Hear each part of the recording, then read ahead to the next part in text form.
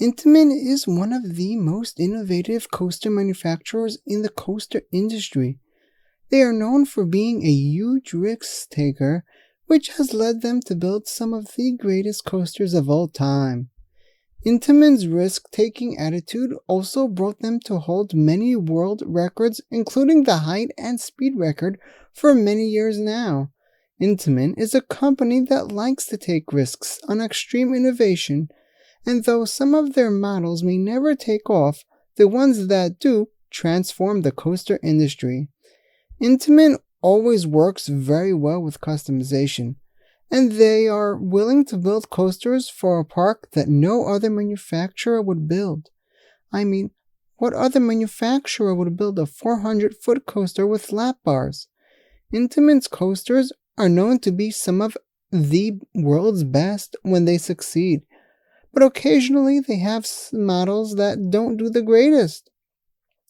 Some models aren't able to perform the best capacity, and others can give parks maintenance headaches. All that being said, many parks across the world still love Intamin. While Intamin may have their occasional issues with capacity or maintenance, many parks still run to get a coaster from Intamin because when Intamin's coasters can be some of the world's best when they succeed. Intamin coasters come with a pretty high price tag too, but parks are willing to pay for them because, as I said, Intamin's coasters can be some of the world's best. Everything you just heard is the business model Intamin had been using ever since they emerged as a coaster manufacturer back in the 1900s. However, as of late, Intamin has been moving away from this business model to a new business model. Join me today as I explain how and why Intamin is redefining their image in the coaster world.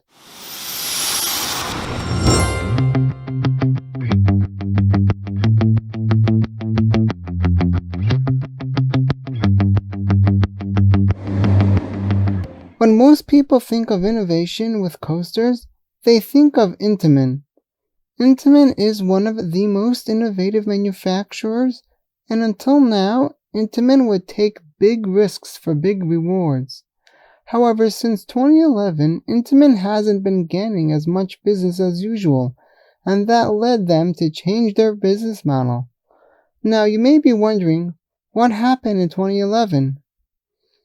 On April 21st, 2011, a new roller coaster opened at Six Flags Over Texas. What makes this coaster so special is the fact that it was RMC's first creation. If you're watching this video, you almost definitely know what RMC is. But just in case you didn't, here's a short tell. RMC is a coaster company that has been around for just over a decade. They originally started out reviving old wooden coasters by putting steel tracks on them. Eventually, they moved to building wooden coasters, and in 2018, unveiled the single-rail Raptor model. And just in case you didn't know, RMC stands for Rocky Mountain Construction. So, back to what we were talking about. In 2011, RMC opened their first creation with New Texas Giant at Six Flags Over Texas. You may be wondering what this has to do with Intamin, so let me explain. RMC isn't just any coaster manufacturer. They only have 21 coasters currently in operation, and that may seem like nothing, but don't be mistaken. Every single one of their coasters are top-notch. To understand what this has to do with Intamin, we need to understand what RMC does. RMC is able to make coasters over and over again that are top coasters in the world. That alone wouldn't affect Intamin, but considering the fact that RMC coasters come with a much lower price tag than Intamin's coasters, we can understand why Intamin may get a bit worried. But believe it or not, that's not all. RMC also has no problem with innovation, and they have some of the craziest coasters out there. RMC's coasters are also a lot more reliable and capacity friendly than your average Intamin coaster. though RMC isn't perfect. During their time RMC started doing actual coasters, Intamin was building Green Lantern at Six Flags Magic Mountain. If you know anything about the coaster, you know it was a disaster. This also happened to be around the time Six Flags and other theme park chains were struggling financially. Since then, Six Flags hasn't built another coaster from Intamin, and Cedar Fair hasn't worked with them from around that time too. We don't know for sure why Six Flags and Cedar Fair stopped working with Intamin, but we could assume it had something to do with reliability and affordability. Since then, Six Flags went on to build a total of 10 RMCs, while Cedar Fair built 3.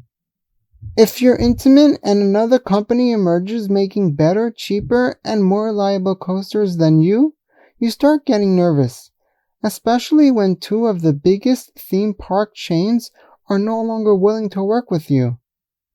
So, now that we understand why Intamin was worried and decided to look for a better business model, we need to take a look at their new business model.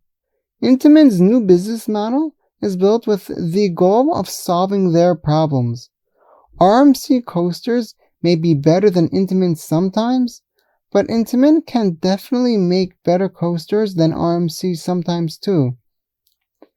So Intamin isn't worried about that. Intamin is looking to solve the 2 issues they have with their coasters that other manufacturers don't have. That is reliability and price. In the past, Intamin coaster models would usually only be built a few times.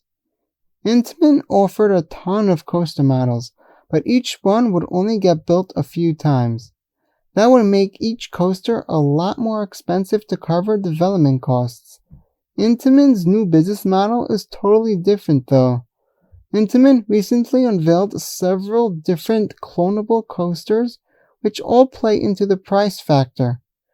Especially post-pandemic parks are looking for cheaper coasters that are still thrilling, and Intamin now offers that. Intamin may be best at creating custom insane coasters, but those come with a huge price tag that less and less parks around the world are willing to pay.